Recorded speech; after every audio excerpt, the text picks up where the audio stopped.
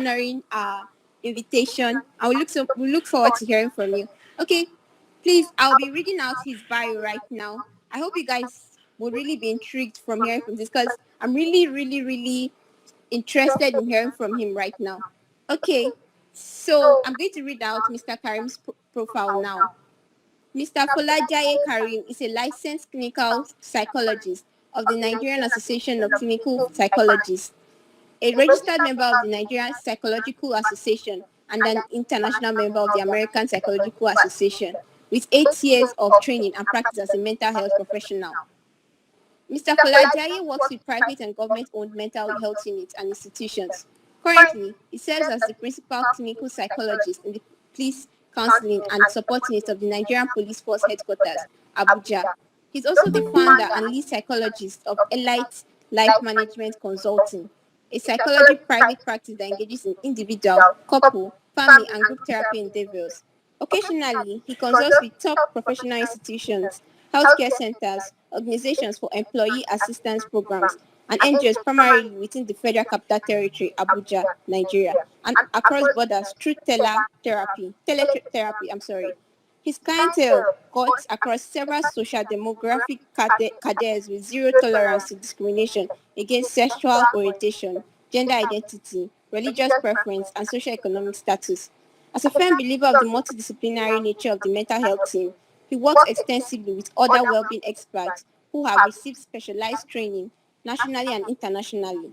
His interest in bridging the no-do gap in mental health propelled him to undertake several professional psychological courses with the University of Washington, the International Olympic Committee on Mental Health, the American Psychological Association, and the International Society of Substance Use Professionals. He specializes in the assessment and intervention of mental health and substance use disorders, such as mood disorders, psychosis, addiction, trauma, and stress-related illness, disorders of sleep, memory, and cognitive function.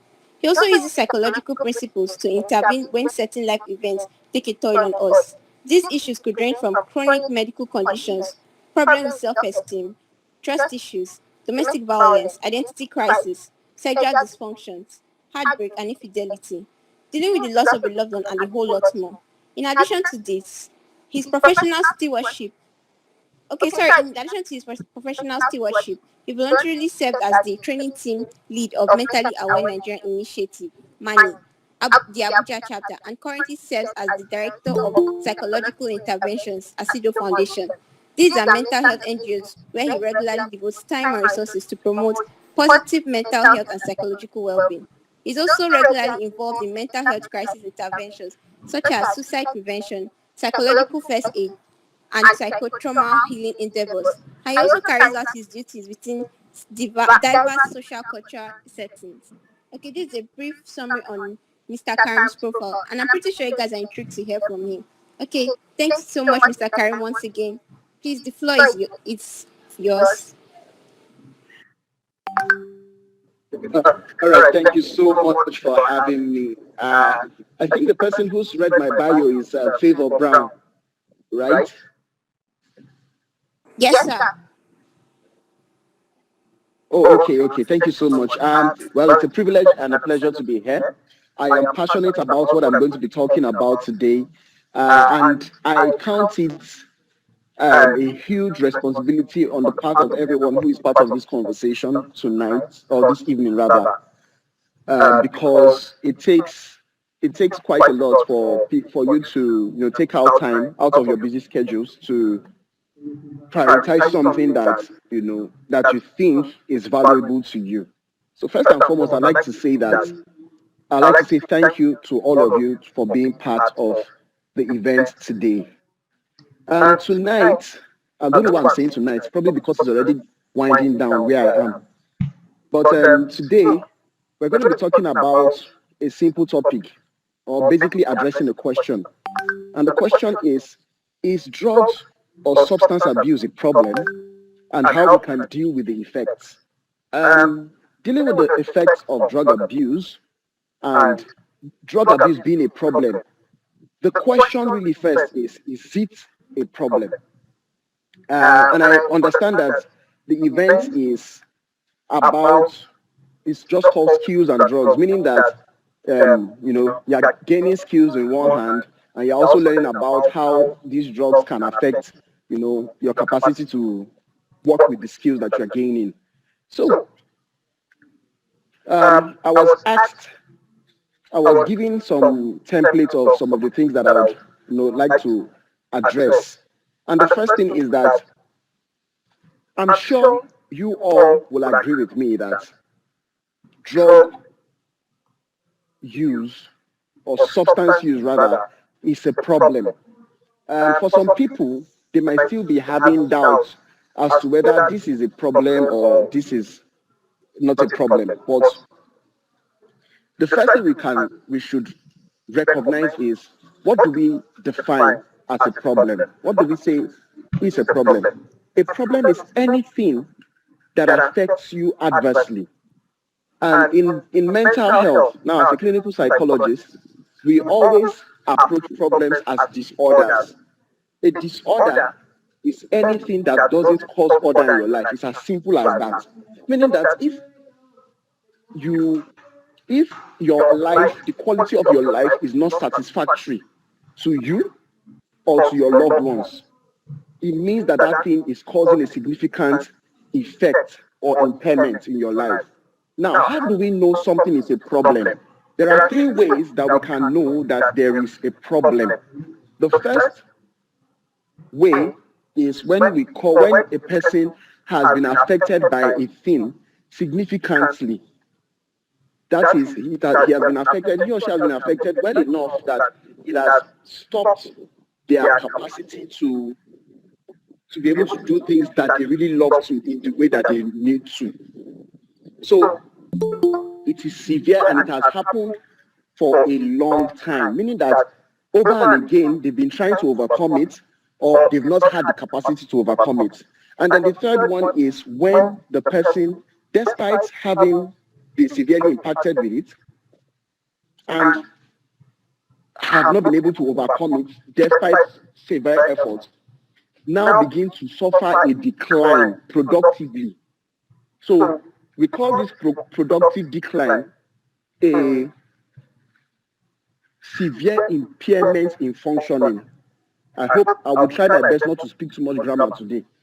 Um, but I believe you understand what it means when you say a person is severely impaired in functioning. Now, all of these things connotes to what a problem is. And then the question that I really want to ask, because I'm going to try as much as we can to make it interactive, is what indeed is a problem? And what makes drug use become a problem? Now, before I give my own expert opinion, I like to know genuinely, because I believe that we are on the call and not a lot of us, we are not as much on the call, so we can have a dialogue. From your own point of view, this will require you to unmute your mic. I'd like to know from your own point of view, what problems, if you think, first, do you think drug use is a problem? Now, if you think that's a problem, what problems do drug use cause? So I'd like someone to, please open the mic, um, unmute their mic, and tell us their opinion. Anyone at all. Okay, I can see Vanessa raise up her hand. So please, you have the floor. Just unmute your mic and speak. Thank you. Okay, good evening, sir. Drug, drug use is actually a problem in the kind of world and environment we live in now. It's actually a problem because we all know, if you ask me the definition of drug, I will tell you it's something you take to heal you of an alignment or a sickness. But now people take it too far. But it's actually a problem when you abuse it. And when you abuse drug, it leads to certain things like death. You can drop out. Some of them tend to have mental illness and all that.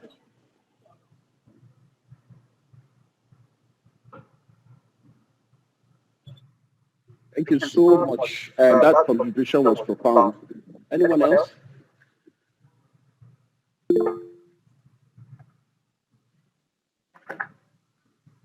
Okay.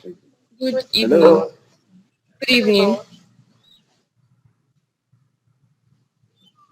Good evening. We can hear you.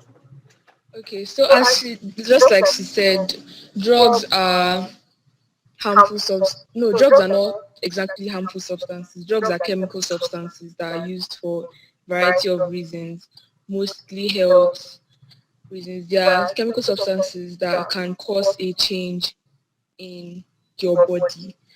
And drugs actually become a problem, like she said, when they become abused. And when people abuse drugs, it can actually cause a disorder, like you said, in a person's body because they have changed something. They have taken too much of something and they have caused some sort of imbalance. And once that happens, once you have a mental disorder, you can cause nuisance in society.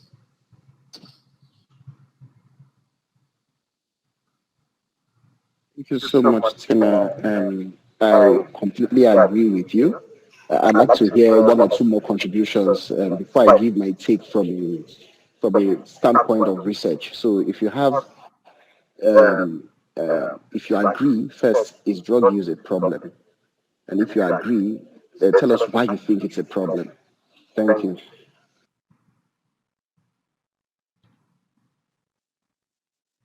Um, Good afternoon, Mr. Kareem. Thank you very much um, for being here. Okay, in my opinion, sorry, my name is Fortune. Fortune will be the co-founder, so I will just lend my opinion. I don't think drug use is a problem. Yeah, but it depends on, okay, like Tena said, there are different reasons why drugs are being used, but it becomes a problem when it is abused. From what I have researched or what I've found, the same paracetamol that is used to cure headache can also get someone high. Yeah. So if it is abused, so I just feel it has to do with abuse basically. So if you can stay within the safe confines, then definitely it's solving a problem. So that's just my contribution. Thank you so much.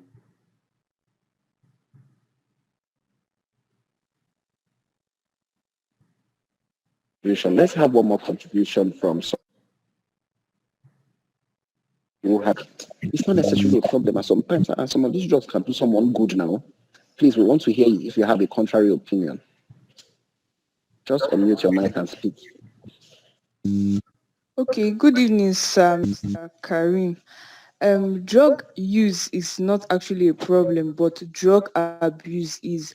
And one of the problems of which drug abuse causes is low productivity on the part of the or in the life of the individual who abused it, low productivity mentally and other areas too. And that can also affect the society at large. So drug abuse is actually a problem. All right, thank you. So what you have said is that the problem now is in the lexics and structure of what I'm saying, the vocabulary of what I'm saying. That's whether drug use is a problem or not a problem. And you're right.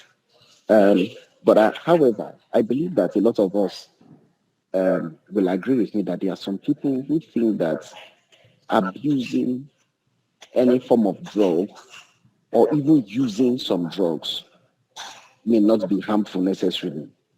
I don't know. I believe that a lot of us here are young persons, and most young people believe that some drugs are just recreational and they are just excessively criminalized. It's not as if there's really a problem with using them.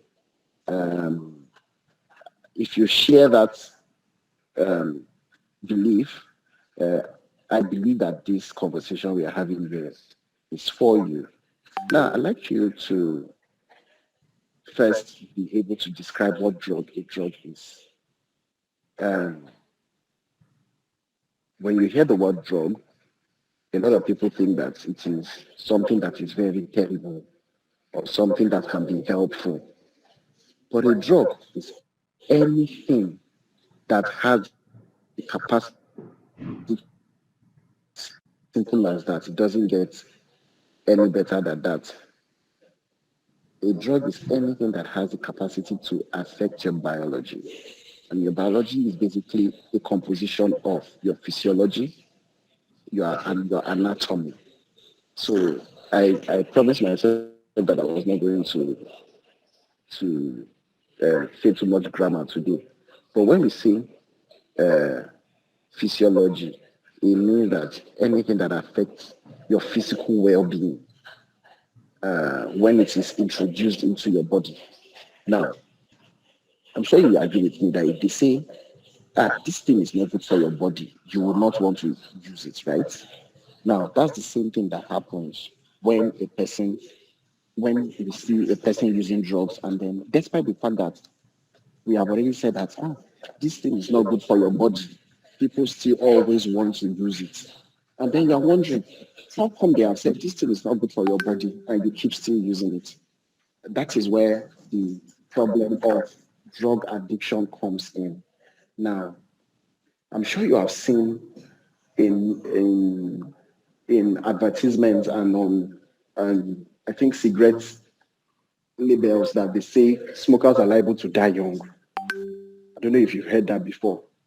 Now, despite that, the person who smokes compulsively will still open up the cigarette pack and still smoke that thing that they need to smoke because there is something that is influencing that behavior.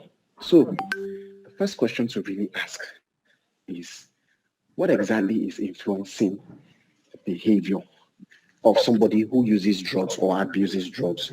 Now, that thing that is influencing the behavior of a person using drugs is called an addiction. Now, what is an addiction? When people hear the word addiction, they believe it has to do with only drugs. But addiction affects us as long as it inspires us to engage in what we call compulsive behavior. Compulsive behavior is no matter how much you have tried to not engage in it, you still find yourself desirous of engaging in that thing.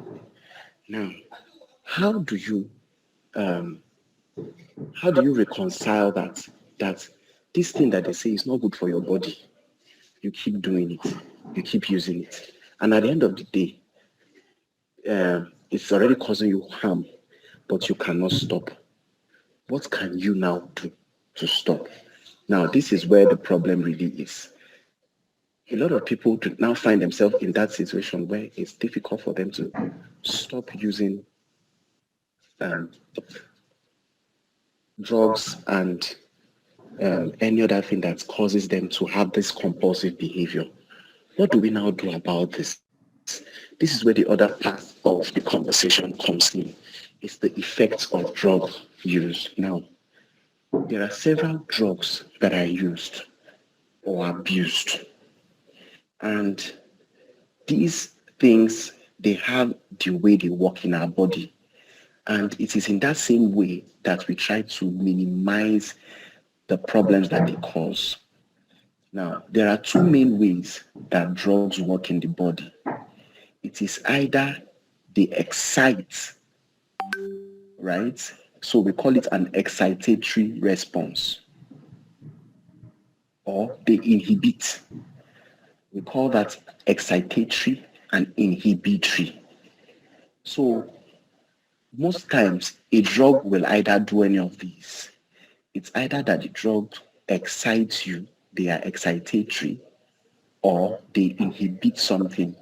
Now, most inhibitors actually, what's the word? They repress a lot of things, a lot of responses that we have.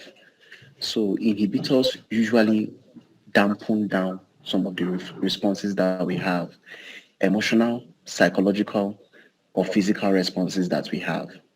And excitatory responses, they usually heighten our emotional, physical, and psychological experiences. Now, if you look at it in this dimension, you will know that overcoming them requires that if one effect slows you down, to be able to raise yourself back up, you will need a consistent amount of stimuli that can increase you up. Consistent, when I say the word consistent, meaning that it is not too high enough to make you tilt to the other side. And then if you're extremely high, you will need an intervention that will be bringing you down slowly to a balanced situation. Now, when I talk about what mental health is to a lot of youth, I say that mental health is striking a between I say that mental health is striking a balance between your physical, mental, psychological, and emotional well-being, even your spiritual well-being. It is not just the mere absence of an illness, or it's not the main presence of an illness, rather, it is when you are able to balance your psychological, physical, mental, emotional, spiritual, social well-being. That balance is always the key. Now, um, what I would do is to entertain your question. This is me basically responding to what I have been told to respond to. And from this perspective, it is clear that drugs, when they are abused or when they are used to a point of detriment, can have adverse effects on our lives. And when they have these effects, we have alternative ways of addressing them. Now, I'll entertain your questions. Yeah, I'm sure you would have questions on, okay, so what of if someone I know, or if me, I am dealing with this this drug use, and I want to stop, what do I do? I like to hear your questions because it is the specificity that will guide me on knowing how to address your need. Thank you very much. Shara, which your questions?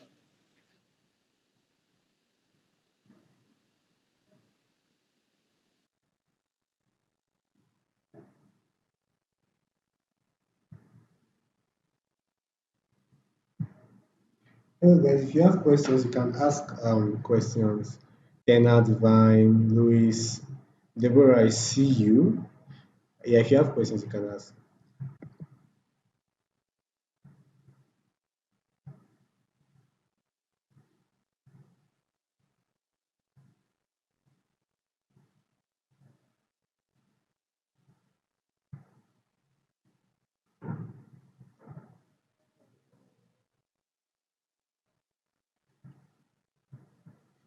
Okay, I think he's having a network challenge because since he left the call, so he's having a network challenge. He'll be back in any moment from now.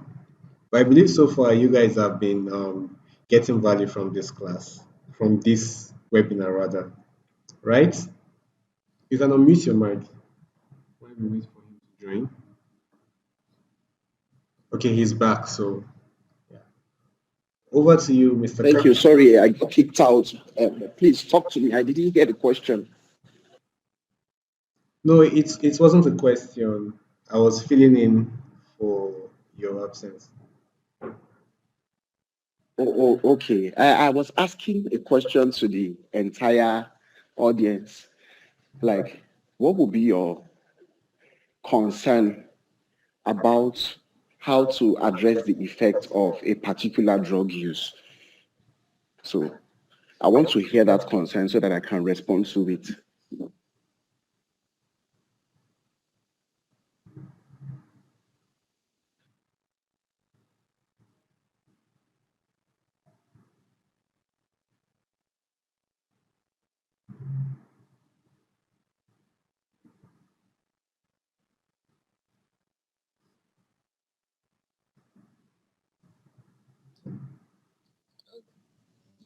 If I understand, I don't know if I really understand your question, but I want to ask this.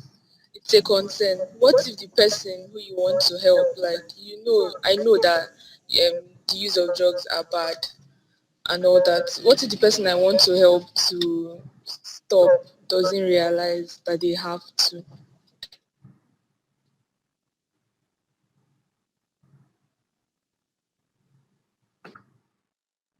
Thank you so much for that question. I think it's very important for us to be aware of the fact that when an individual is is in concerns or is in crisis when it comes to dealing with drug use, um, their reluctance to not have a change in their life is because they do not understand the concept or they are not motivated to change. Now, that motivation to change is something that every one of us in our environment need skills to be able to achieve in order to help our friends and loved ones. Um, Usually, the person might not be able to work around the fact that they are going through a crisis just because they've not been able to excessively weigh the costs and the benefits of their behavior to their lives in terms of every aspect, say physically or socially or financially for them. Now, some people, despite your intervention, might not still be able to come to terms that they need help. In this case, you might not be able to do so much for them than to hope and expect that they realize that this is a problem that they have to solve. Now, if you care enough for this person and you have the resources and the means to want to help that person, you might want to begin to link them up with people that love them the most and can support them in a way, meaning that you must find their immediate support system and help them address the issue. When you have problems with a person who does not agree to finding help, some people have the belief that you cannot cry more than the bereaved. But sometimes these people do not even know that they are dealing with a problem. This is a very common concept in mental health. We call it ananogosia, meaning a lack of insight to the fact that what they are dealing with is a problem. Now, if you have this knowledge, you will not get angry to anyone who does not want to seek help, despite the fact that they need help. And so you have to approach them in an empathetic way, despite how much problem you see them causing to themselves. So it is that empathy that you show them that in spite the fact that you are going through this, I still love you and I want to support you. But I'm not going to put myself in a place where I will also damage my own health because there's something called burden of care. When you care too much for a person to the point that you start losing care for yourself, it becomes detrimental. So to the position and the capacity that you can do it, once you keep doing this often enough, this person will rely on you when they come to the point of realization that they need help, especially for people who have been using drugs and feel handicapped by it. By the time you keep showing them the love and the care and the support that they need to overcome it without being extremely forceful or very distasteful of what they are doing to the point where you express disgust as if this person is doing themselves because it becomes an illness. It is at this point that you can now help an individual to become a better person, a better version of themselves by caring for them, showing them love and support in spite of their problems. so that, but still reminding them that they need to seek help, so that when they indeed have a realization, they will reach out to you and help will be sought. I hope I've been able to answer your question.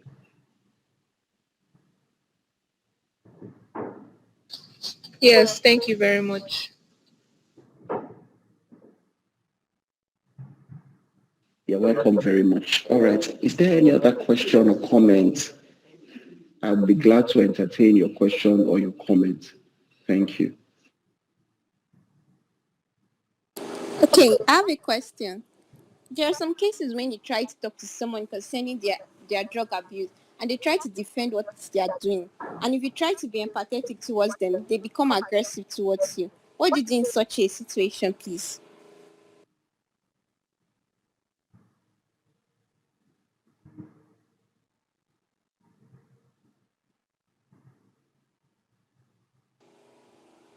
Okay. Okay, I have a question. What if the person tries to convince Okay. him or herself? Okay, did you get me the last time, please? Okay, Yes, my I question. did. I did. But Okay, it seems like you have a follow-up question. okay, no, no, I don't want you to repeat myself. I'm sorry.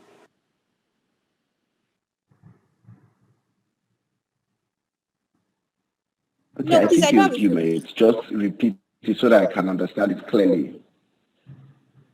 Okay, there was a situation where I was in. I had a friend who abused a drug. I tried to talk to her concerning it, but she became aggressive towards me and instead defended what she was doing, trying to come up with valid reasons why she needs to take it. And after which, I think it caused a rift between us. And after that, we were no longer friends for a long time. So what would you do in such a situation, especially if we were being empathetic towards and it leads to an aggressive reaction from her? Thank you very much. The aggressive, nobody likes aggression. I'm glad you asked this question. The truth is that nobody likes aggression, and your first instinct is to run away from aggression.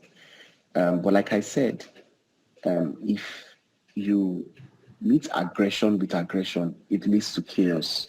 So there is some form of assertiveness that is attached to aggression. So what is assertiveness? Assertiveness is when you are able to communicate clearly and calmly your needs juxtaposed with another person's needs.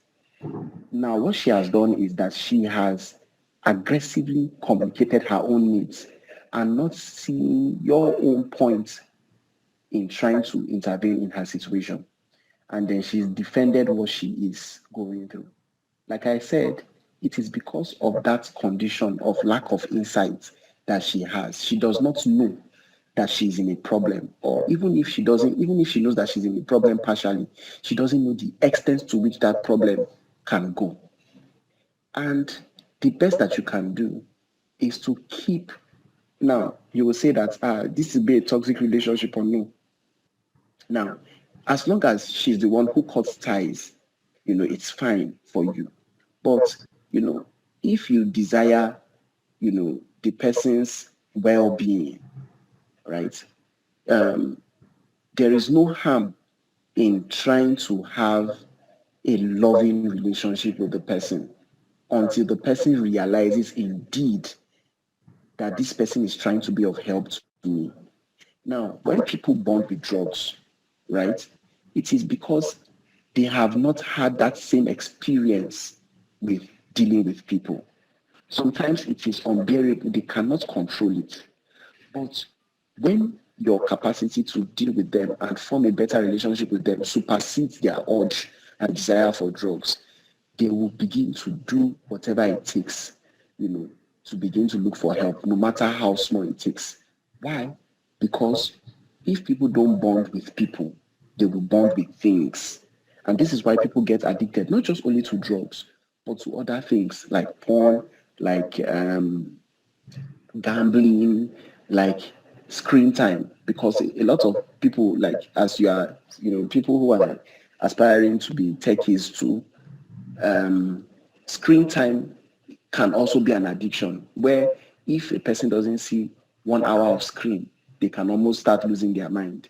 So The idea behind it is moderation and balance. And so for this your friend, it would be lovely for you to desire to assist this person to work on, you know, to let them know that regardless of what they are doing, you still have an affection for them, but that you desire their sanity and you desire their holistic well-being. And with time, it might take a long time. The person might come through. But remember, as I said, always also protect yourself where you know that this person's um, association with me is detrimental to my own health. It's best to protect yourself first. I think I've been able to answer that question. Thank you. Thank you so much, sir.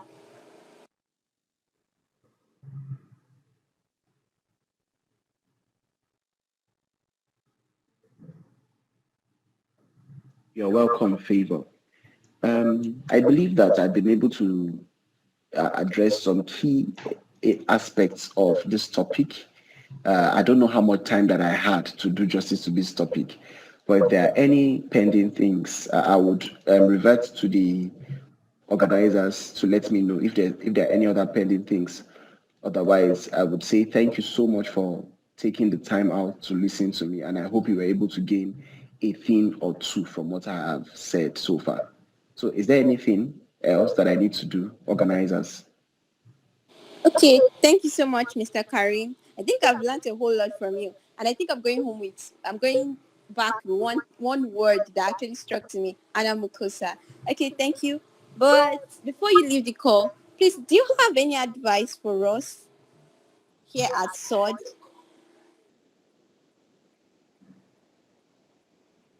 All right, thank you very much. Well, first and foremost, I always go with this mantra that no matter how distressing your situation is or the problem is, there is always help with the right support. No matter how you think nobody can help you, if you reach out for support and you reach out well, you will get it and you will find help. That's number one.